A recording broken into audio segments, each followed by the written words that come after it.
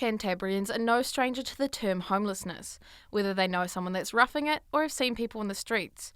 But how many people are homeless? We've got regular ones that are out there because they're roughing it, that are definitely homeless, and then there's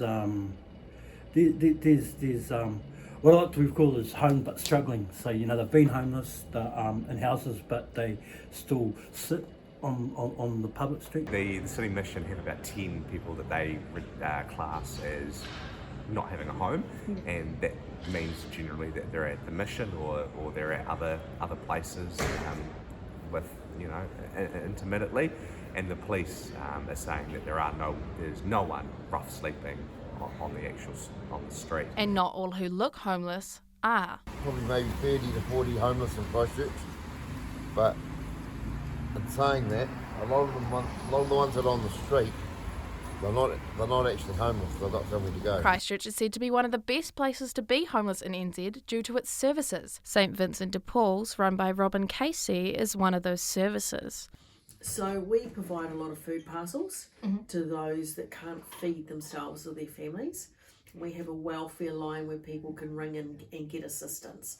So that could go down to the fact they need wood just to light their fire, or food to top up what they've got, or to even fill their pantry because they've got nothing. And whatever doesn't go straight to welfare is sold in one of their 3 stores around Christchurch to fund their welfare projects. However, she's not the only one. Patches works as outreach for the Hep C clinic and addresses some of the issues facing homeless people.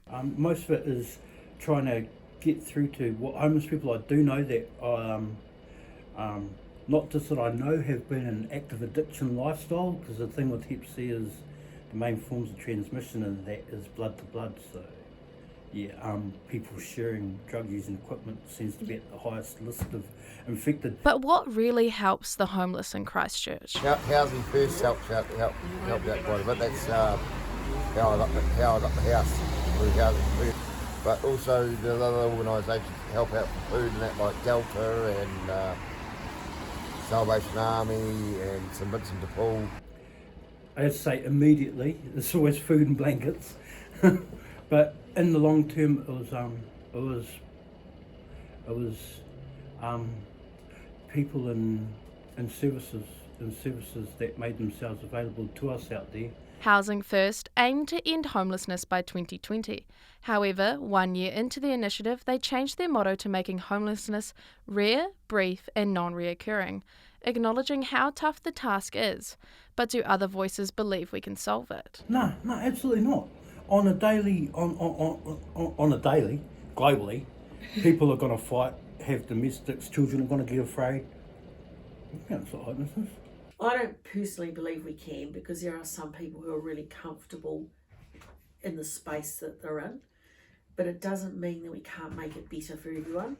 Housing First believe government changes around housing and mental health were needed far earlier for it to be solved. So while we wait, how can we mitigate the problem? We hope to launch a scheme with the City Mission where we encourage people to help, not give.